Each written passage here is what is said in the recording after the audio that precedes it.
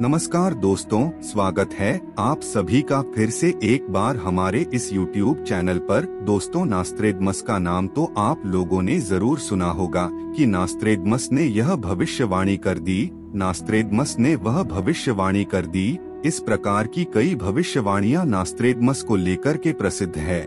लेकिन क्या आप लोगों को मालूम है नास्त्रेदमस ने की भविष्यवाणियां की है वह कौन से बुक में लिखा है? अगर नहीं जानते तो आज के इस वीडियो को देखिए। जी हाँ दोस्तों, नास्त्रेदमस की एक किताब है जिसका नाम है Nostradamus the prophecies English and French. यह पुस्तक फ्रेंच भाषा में लिखा हुआ है जिसका इंग्लिश वर्जन बन गया है।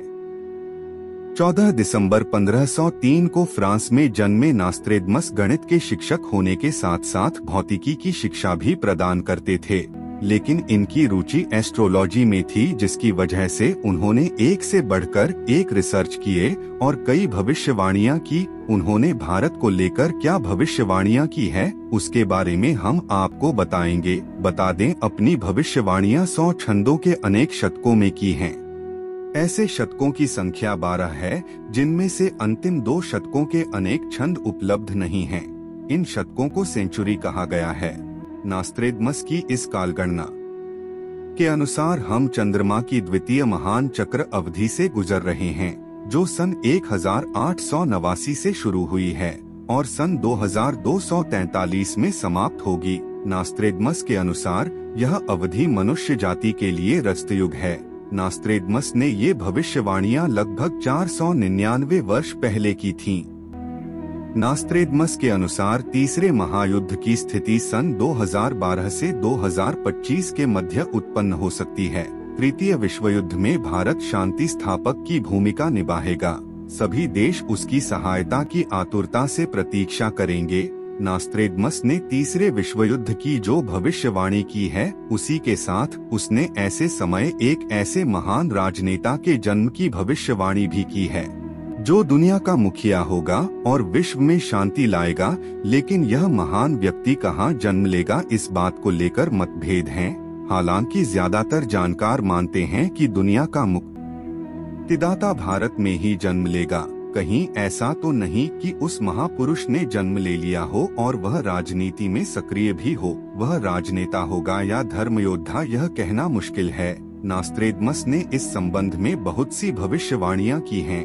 उनके अनुसार अनीश्वरवादी और ईश्वरवादियों के बीच संघर्ष होगा। ऐसे माहौल में मुक्तिदाता आएगा शांति दूत बनकर। नास्त्रेदमस ने कहा, एशिया में वह होने वाला है जो यूरोप में कभी नहीं हो सकता। एक विद्वान शांति दूत बनकर सभी राष्ट्रों पर हावी हो जाएगा। वह 3 ओर घिरे समुद्र क्षेत्र में वह जन्म लेगा, जो बृहस्पतिवार को अपना अवकाश दिवस घोषित करेगा। उसकी प्रशंसा और प्रसिद्धि, सत्ता और शक्ति बढ़ती जाएगी और भूमि व समुद्र में उस जैसा शक्तिशाली कोई न होगा। आपको बता दें, 3 ओर समुद्र से तो भारत ही घिरा हुआ है। इसे प्रायद्वीप कहा जाता है और भारत में ही गुरुवार एक ऐसा वार है जिसे सभी धर्म के लोग समान रूप से पवित्र मानते हैं। भारत में गुरुवार का बड़ा महत्व है। इसके साथ ही नास्त्रेदमस ने आगे कहा है कि 5 नदियों के प्रख्यात द्वीप राष्ट्र में एक महान राजनेता का उदय होगा। इस राजनेता का नाम वरण या शरण होगा। वह एक शत्रु के उन्माद को हवा के जरिए समाप्त करेगा और इस कार्रवाई में 6 लोग मारे जाएंगे। दोस्तों, भारत में वैसे तो कई प्रसिद्ध नदियां हैं, जैसे गंगा, यमुना, सरस्वती, गोदावरी, नर्मदा, कावेरी, ब्रह्मपुत्र, कृष्णा आदि। लेकिन पंजाब ऐसा क्षेत्र है जिसे 5 नदियों की भूमि भी कहा जाता है। ये 5 नदियां हैं सतलुज, ब्यास, रावी, चिनाब और झेलम। पंजाब अर्थात जहां 5 नदियां बहती हों। पूर्व में इसे पंचनद प्रदेश भी कहा जाता था। हालांकि दक्षिण भारत में भी छोटी बड़ी मिलाकर 5 नदियां बहती है। इसके साथ ही नास्त्रेदमस ने आगे कहा है कि शीघ्र ही पूरी दुनिया का मुखिया होगा महान शायरन, जिसे पहले सभी प्यार करेंगे और बाद में वह भयंकर व भयभीत करने वाला होगा। उसकी ख्याति आसमान चूमेगी और वह विजेता के रूप में सम्मान पाएगा।